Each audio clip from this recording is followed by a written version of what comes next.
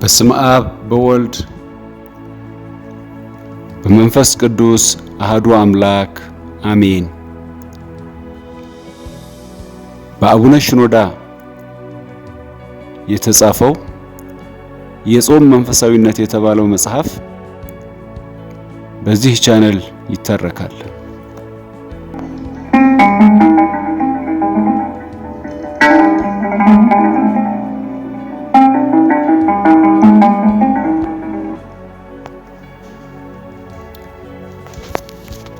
ምዕራፍ 4 ከጾም ጋር አብሮ መሄድ ያለበት በጎነትና ስሜቶች። በጎነት የሚለው ቃል ትርጉም መንፈሳዊ አስተሳሰብ፣ መንፈሳዊ ዝንባሌ፣ መንፈሳዊ ባህሪ ተብሎ ሊተረጎም ይችላል። ለምሳሌም ትህትና፣ አመስጋኝነት፣ ትዕግስት፣ ፍቅር፣ ይቅርታ፣ ልግስና የመሳሰሉትን ያጠቃልላል። ከጾም ጋር አብሮ መሄድ ያለበት በጎነት። ጾመው ምንም ያልተጠቀሙ ሰዎች በተሳሳተ መንገድ የጾሙት ናቸው። ለዚህም እግዚአብሔር ወይም የጾም ሥርዓት ተወቃሽ አይደሉም። ተወቃሾቹ ከጾም ጋር አብሮ መሄድ ላለበት በጎነት ቦታ ያልሰጡት ጾሚዎች ናቸው። ጾም ነፍሳቸው ከአምላኳ ጋር እንድትገናኝ የተሰጣቸው እድልና የመሸጋገሪያ ድልድይ ሆኖ ሳለ ከምግብ መታቀብን ብቻ ዓላማ አድርገው የያዙት ናቸው። የጾም ወቅት የጠንካራ መንፈሳዊነት እግዚአብሔርን የመውደድና ወደ እርሱም የመጣበቅ ወቅት ነው። ለጾመ ሰው ይህ የእግዚአብሔር ፍቅር ከስጋ እና ከጭንቀቱ በላይ ከፍ እንዲል ይረዳዋል። ከዓለማዊ ነገሮች በላይ ከፍ ከፍ ለማለትና የሰማያዊውን ክብር ጾሚው ይቀምስ ዘንድ መንገድ የሚከፍት ነው። ለእግዚአብሔር የተቀደሰ ስሜት የምንይዝበት ጊዜ ነው። ቢያንስ ከእግዚአብሔር ጋር የመቀራረብና የህብረት ስሜትን ያዳብራል።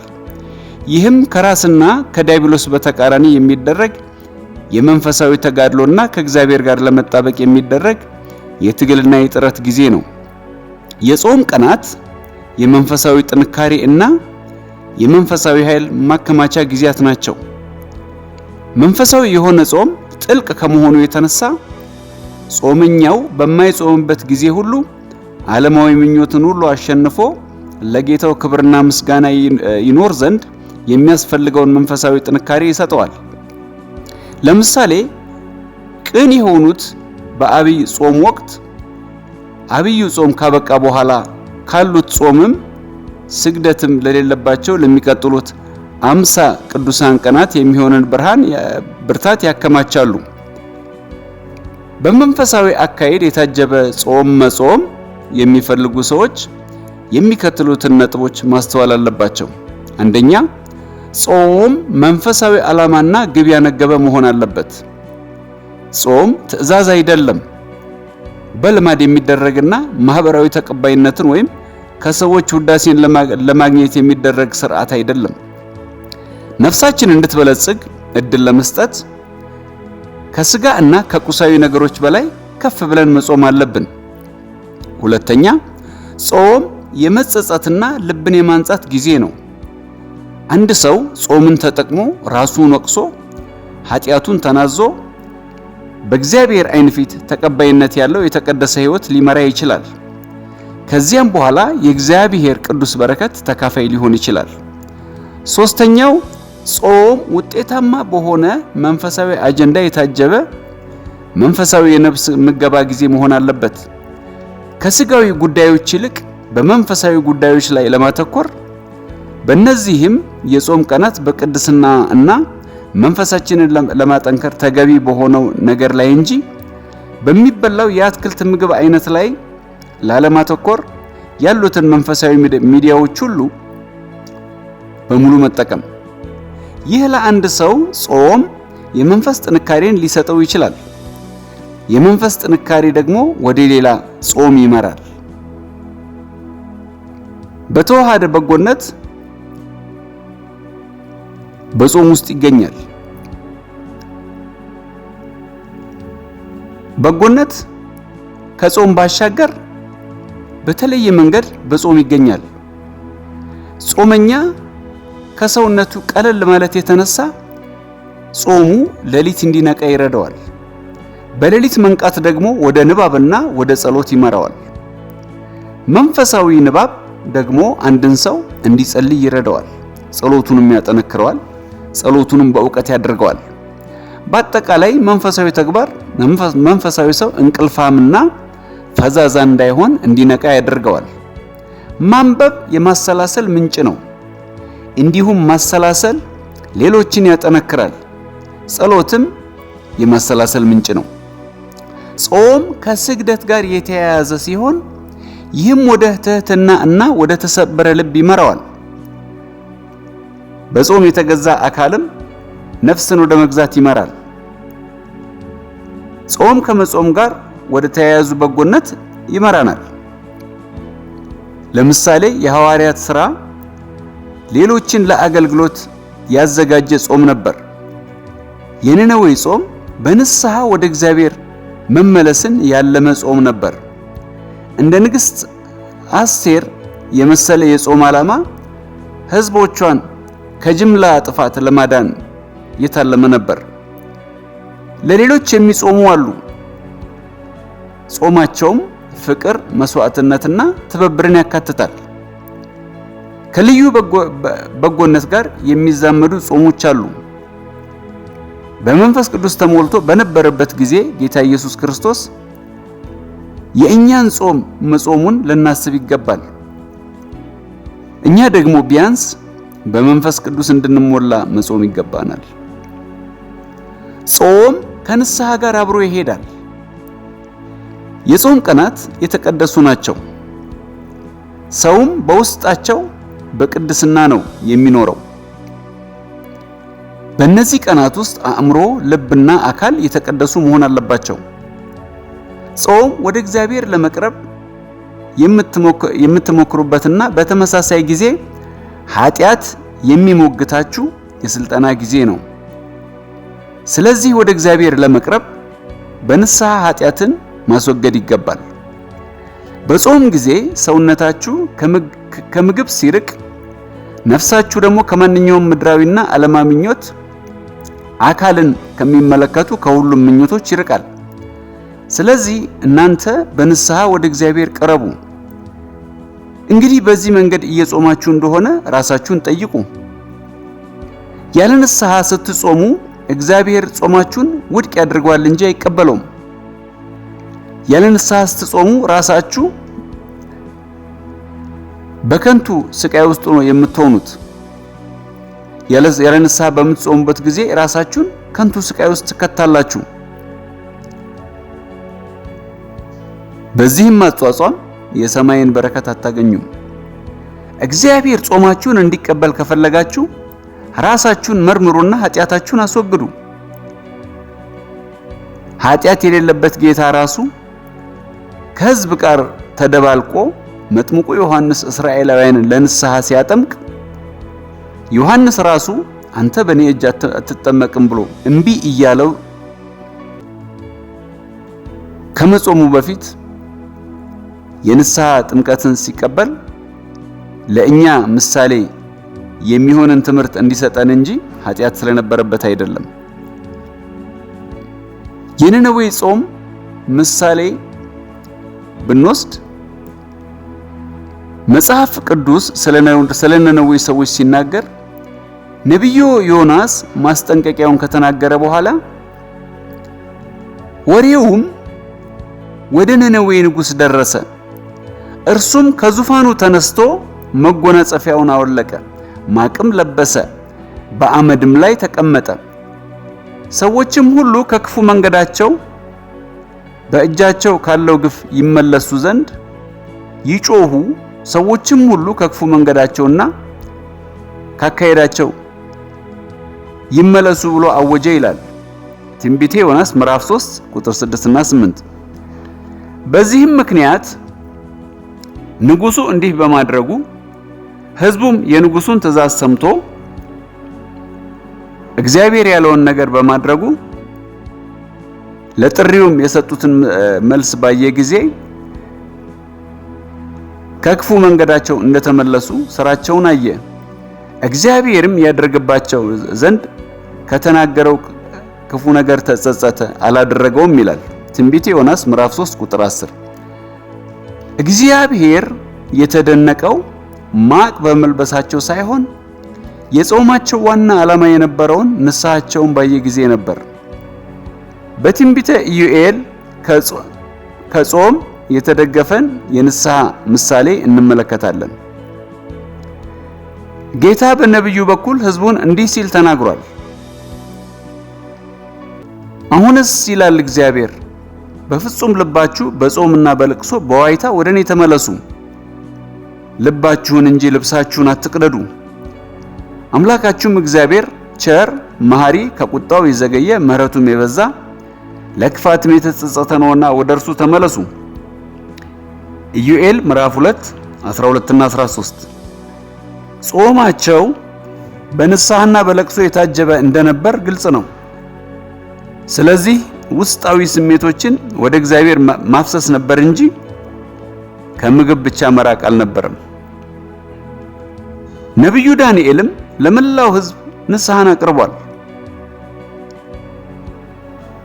በጾሙ ለእግዚአብሔር እየተናዘዘ ኃጢአትን ሰርተናል፣ በድለንማል፣ ክፋትን አድርገናል፣ አምፀንማል፣ ከትእዛዝህ ከፍርድህም ርቀናል፣ ፈቀቅ ብለናል።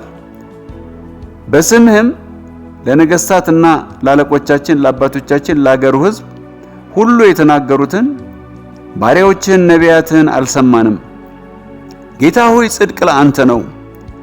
እንደ ዛሬም ለኛ ለይሁዳ ሰዎችና በኢየሩሳሌም ለሚቀመጡ ለእስራኤል ሁሉ በቅርብና በሩቅም ላሉት አንተም በበደላቸው ምክንያት በተበተንበት አገር ሁሉ የፊት እፍረት ነው።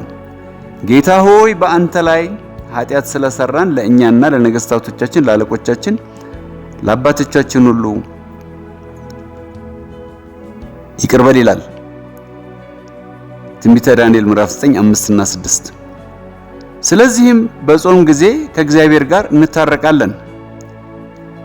አቤቱ እስከ መቼ ለዘላለም ትረሳኛለህ አትበሉ። እግዚአብሔር ፈጽሞ አይረሳም። ይልቁንስ እስከ መቼ እረሳሃለሁ ብላችሁ ወደ እርሱ ተመለሱ። ጌታ ሆይ ፊትህን እስከ መቼ ትሰውራለህ አትበሉ። ነገር ግን ጌታ ሆይ እስከ መቼ ፊቴን ካንተ እሰውራለሁ በሉ። ነፍሳችሁንም አንጹና ቀድሱ። ከምግብ ለመከልከል ብቻ ሳይሆን በእነዚህ ልዩ ቀናት እግዚአብሔር በልባችሁ እንዲኖር ተዘጋጁ። በኃጢአት ውስጥ ከሆናችሁ ከእግዚአብሔር ጋር ታረቁ። ለእርሱ ያላችሁን ፍቅር አሳድጉ። በጾም ኃጢአተኝነትን ካስወገዳችሁ በዚሁ ቀጥሉ። ንስሐ በጾም ጊዜ ብቻ የተገደበ አይደለም፣ ነገር ግን በጾም ሲደረግ ምቹ ነው። በጾም የሰው ልብ ይነጻል፣ ይህም ንጽህና ከእርሱ ጋር ይቀጥላል። በዚህ የጾም ጊዜ ከዲያብሎስ ጋር ለመታገል ተዘጋጁ። የሲራክ ልጅ ኢያሱ ለልጁ እግዚአብሔርን ማገልገል የሚፈልግ ከሆነ ራሱን ለሁሉም ፈተናዎች ማዘጋጀት እንዳለበት ነገረው።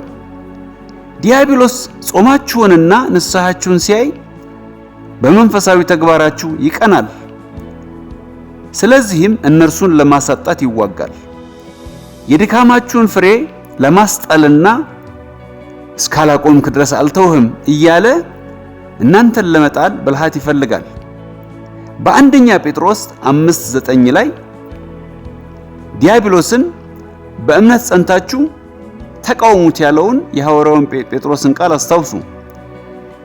በኢየሱስ ክርስቶስ እንዳየነው ጾም እንደ ሁኔታው የመንፈሳዊ ጦርነት ወቅት ነው። ሆኖም ግን ከክርስቶስ ጋር ጦርነትን ለተካፈለ በጌታችን እንዳየነው የጦርነት ወቅት ብቻ ሳይሆን የድል ጊዜም ነው። ማቴዎስ 4 ከቁጥር 4 ጀምሮ ጾም ከጸሎትና ከአምልኮ ጋር ይተባበራል። ያለ ጸሎት የሚጾም ጾም መንፈሳዊ ሳይሆን አካላዊ እንቅስቃሴ ብቻ ነው። መንፈሳዊ ተፈጥሮና ዓላማውንና ጥቅሙንም ያጣዋል። ጾም አካልን ምግብ መከልከል ማለት አይደለም። ያ አሉታዊ ገጽታው ነው። መልካሙ ገጽታ ወይም አዎንታዊው ገጽታ ራሱን በመስጠት ነፍሱ እንድትመገብ ማስቻል ነው። እንደ ጸሎት፣ መንፈሳዊ ንባብ፣ መዝሙሮች ወይም ስግደት ያሉ ማናቸውም ድርጊቶችና መንፈሳዊ ተግባሮችን ሳያካትቱ ለሚጾሙ ሰዎች ጾም ምንም ጥቅም የሌለው ሸክም ይሆናል። ከቡዲስቶችና ከሂንዱዎች ጾም የኛ ጾም ልዩነቱ ምንድነው? በጾማችሁ ውስጥ መንፈስ ቅዱስ ምን ሚና ተጫወተ? ጾም እንድንጸልይ እድል ይሰጠናል።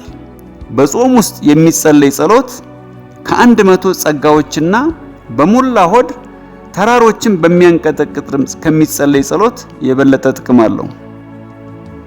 ቤተክርስቲያን ጾምና ጸሎት የተያያዙ እንደሆኑ ታስተምራለች። በአብይ ጾም የቅዳሴ ጊዜ በጾምና በጸሎት የሚለው ሐረግ ብዙ ጊዜ ይደገማል። ከላይ ባየነው በማቴዎስ ወንጌል 17:21 በሚገኘው ጥቅስ ጌታ ኢየሱስ ክርስቶስ ስለ አጋንንቱ መውጣት ለደቀ መዛሙርቱ ሲያስረዳ እንዲህ አይነቱ መንፈስ በጾምና በጸሎት በቀር አይወጣም አለ። በጾም ብቻ አላለም። ጾመው ሲጸልዩ አጋንንቱ ይወጣል። በመጽሐፍ ቅዱስ ውስጥ ያሉ የታወቁ ጾሞች በጸሎት የታጀቡ ነበሩ። ከዚህም በፊት እንዳየነው ነህምያ ስለ ኢየሩሳሌም እንደገና መገንባት ሲጾም ጸልዩዋል። በመጽሐፈ ነህምያ ምዕራፍ 1 ቁጥር 3 እና 4 እንዲህ ይላል፣ እነርሱም በዚያ ስፍራ ያሉት ከምርኮ የተረፉት ቅሬታዎች በታላቅ መከራና ስድብ አሉ። የኢየሩሳሌም ቅጥር ፈርሷል፣ በሮቿም በእሳት ተቃጥለዋል አሉኝ። ይህንንም በሰማው ጊዜ ተቀምጬ አለቀስኩ፣ አያሌ ቀንም አዘን ነበር፣ በሰማይ አምላክ ፊት እጾምና ጸልይ ነበር አለ። ከዚያም ኃጢአቱንና የሕዝቡን ኃጢአት መናዘዝ ጀመረ። የጌታ ጣልቃ ገብነትና ምሕረትን መጥራት ቀጠለ። ስለ ዕዝራ ተነጋግረናል። ዕዝራ በመጽሐፉ ምዕራፍ 8:21 እስከ 23 በጸሎት የታጀበ ጾም ነበር የጾመው። የነብዩ ዳንኤል ጾም በጸሎትና ከእግዚአብሔር ጋር በመታገል የታጀበ ጾም ነበር። ያም በምርኮ የተያዙት የእስራኤል ልጆች የግዞት ዘመን እንዲያበቃ ነበር። እርሱም አምላኬ ሆይ በፊትህ የምንለምንህ ስለ ብዙ ምሕረትህ ነው እንጂ ስለ ጽድቃችን አይደለምና ጆሮህን አዘንብለህ ስማ፣ ዓይንህን ገልጠህ ጥፋታችንና ስም የተጠራበትን ከተማ ተመልከት። አቤቱ ስማ፣ አቤቱ ይቅር በል፣ አቤቱ አድምጥና አድርግ። አምላኬ ሆይ ስምህ በከተማና በሕዝብህ ላይ ተጠርቷልና ስለ ራስህ አትዘገይ ይላል። መጽሐፈ ዳንኤል ምዕራፍ 9 18 እና 19። በነነዌ ጾም ሕዝብ በኃይል ወደ እግዚአብሔር ጮሁ ይላል። ስለዚህም በጾማችሁ ጊዜ የተዋረደ ልባችሁን አንስታችሁ ወደ እግዚአብሔር ጩሁ። እግዚአብሔር ለጾማችሁና ለእውነተኛና ከአንጀት ለሆነ ጩኸታችሁ ምላሽ እንደሚሰጥ እርግጠኛ ሁኑ። እርሱ ባህሩንና ማዕበሉንም በገሰጸ ጊዜ ባህሩ ይረጋጋል። በተቀደሱ ቀናት በእግዚአብሔር ፊት ከተዋረዱ ልቦች የሚወጡት በጾምና በንስሐ የነጹ ጸሎቶች ምንኛ ጥልቅ ናቸው። በተጨማሪ በቅዳሴና በቁርባን ከታጀቡ ምን ያህል ጥልቅ ይሆናሉ። በጾማችሁ ጊዜ በጸሎት ፍቅርና አባታችን ያዕቆብ እንዳደረገው ከእግዚአብሔር ጋር ለመታገል ራሳችሁን አሰልጥኑ። በምዕራፍ 5 ላይ ለጸሎታችሁ የሚሆን መመሪያ ጽፈናል። በጸሎት ውስጥ ልባችሁንና ሐሳባችሁን ለእግዚአብሔር ማስረከብ አስፈላጊ ነው። በተቃራኒው ሄዳችሁ ከልብ በማይመነጩና ላዩን እልፍ በሚደረጉ ንባቦች ህሊናችሁን ለስርዓትና ለቀመር አታስገዙ። እንደዚህ አይነት ህይወት ውስጥ ሆናችሁ ጾሜ እጸልያለሁ ብትሉ እግዚአብሔር በማርቆስ ወንጌል ምዕራፍ 7 ቁጥር 6 ላይ እንደተናገረው ይህ ሕዝብ በከንፈሩ ያከብረኛል፣ ልቡ ግን ከእኔ የራቀ ነው ሲል ይገስጻቸዋል። ጸሎት ከእግዚአብሔር ጋር ህብረት ማድረግ ነው እንጂ እንዲሁ ስርዓት አይደለም። ስለዚህ በእናንተ የጾምና የጸሎት ጊዜ ከእግዚአብሔር ጋር ህብረት እንዳላችሁ ሊሰማችሁ ይገባል። ጾምን መቀደስ ማለት ለእግዚአብሔር ራስን መስጠት ከሆነ እንግዲያውስ የጾም ጊዜህን ለጸሎትና መንፈሳዊ ሥራ አሳልፈህ ሰጥተሃልን? ጾምን መቀደስ የጸሎት፣ የማሰላሰል፣ መንፈሳዊ ስንቅን የማከማቻ ጊዜ እና ለእግዚአብሔርና ለህብረቱ ራስን የመስጠት ጊዜ ከሆነ እየጾማችሁ ሳላችሁ ጸሎታችሁ ከመደበኛ ቀናታችሁ በእጥፍ፣ በሁለት እጥፍ ወይም በሶስት እጥፍ አድጓልን? ጊዜያችሁን ለእግዚአብሔር ሳትሰጡ ስሜታችሁንና ፍላጎታችሁን አሳልፋችሁ ሰጥታችሁታልን? ከእግዚአብሔር ጋር በቅርብ ግንኙነት ውስጥ የተጾመ ጾም መንፈሳዊ ደስታ ይፈጥራል። ሰውነቱንም ለመንፈሳዊ ዓላማ ለመጠቀም ስለሚፈልግ በዚህ አይነት ደስታ ውስጥ ያለ ሰው ጾሙን ለመጨመር ይሞክራል እንጂ አያቋርጥም። በመታቀብ ሰዓታት ውስጥ ከምግብ መፍጨት የተወሰነ እረፍት የወሰደው ሰውነት አሁን ሲበላ ምግቡ ይከብደዋል።